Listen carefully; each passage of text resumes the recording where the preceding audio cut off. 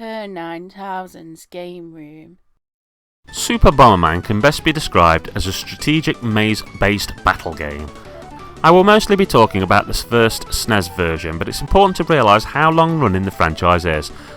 The first Bomberman game was originally developed by Hudson Soft and was released in 1983 for the MSX, the NEC PC8801, the NEC PC6001, the Sharp MZ700 and the FM7 in Japan, and for the MSX and Spectrum in Europe. Believe it or not, we were not introduced to the game as Bomberman though. It was sold in the UK under the title Eric and the Floaters, and in Spain as Don Pepe y los Globos, which translates to something on the lines of Don Pepe and the Globe.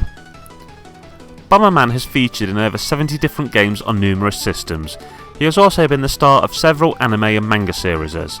The series is still doing well. It had an impressive Xbox Live Online game, and has even more recently had an iOS game, and has had a game on the Switch which was later ported to the Xbox. Basically, his franchise is one of the most commercially successful of all time. It didn't really enter my life until a Japanese copy of the original Super Bomberman game graced the shelf of my local video game store.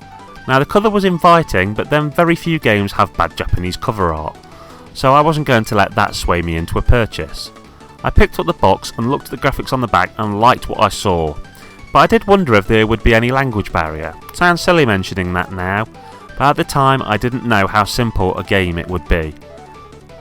I had also spent £5 on some Japanese Mega Drive game a week or two before to learn that it was completely in Japanese and so text heavy that I couldn't do anything on it. Bomberman was also a lot more, it was about £20, so at the time this was a bit of a gamble. Nowadays you'd go home, you'd jump on the internet and you'd be able to find out a whole pile of information about the game, but back then this kind of thing wasn't an option. So I did what you used to do back then, and that was I looked very hard at the box until I gathered my thoughts and feelings together and basically just took a gamble on it. The basic gameplay of Super Bomberman is pretty darn simple. I think this is one of the cases where you really can use the old chestnut, easy to pick up, difficult to master. The gameplay in this title takes place on a single non-scrolling screen. The gameplay happens in an arena and you can basically see the whole arena in a top-down viewpoint. You can move horizontally or vertically around this arena, but you won't get far before finding your way blocked by a wall. Pressing the A button will make your character drop a bomb at his feet. There will be a period of time in which the bomb will get ready to explode. You will get used to watching its animations and knowing how long you have left, so you drop it next to a piece of wall or an enemy and you make sure you're well out of the way before it goes off. The basic idea is to kill everything else, whether this is other players in multiplayer or creatures in single player, before you get killed.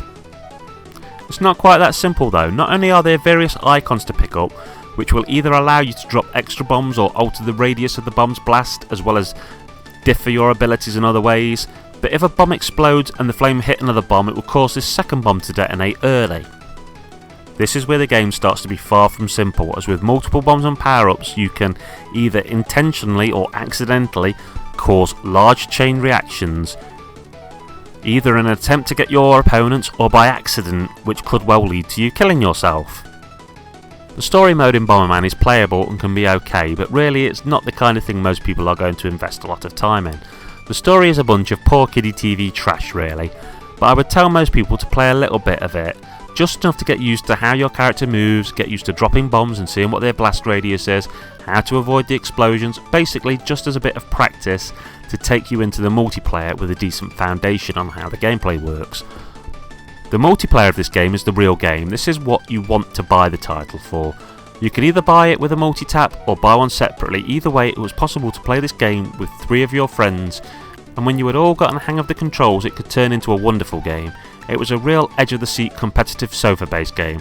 I can remember being in parties where there would be about 7 of us sat there, 4 playing, the others waiting for their turn, in winner stays on home tournaments. When people get good at it, then it could become a real tense battle.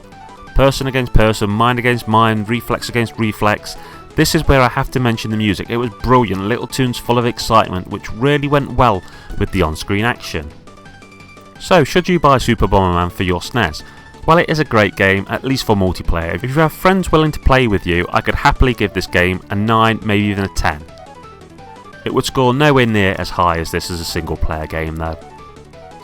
Its price changes wildly. I've seen copies of the cart on its own go for about 10 quid, but then I've seen carts go for as high as 30. Then factor in the fact that if you want to play it with friends, you're going to need a multi-tap.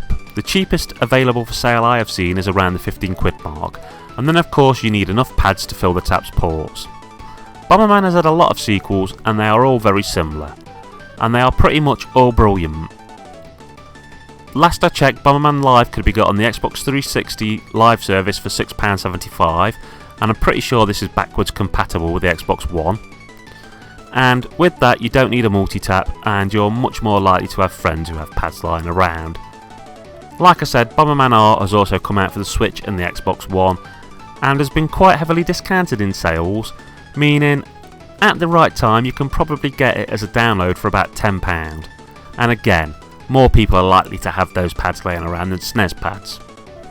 So in this case, unless you're a die-hard collector, I'd go for a more modern version of this game. Okay, that's Kern9000 signing off, saying keep on gaming.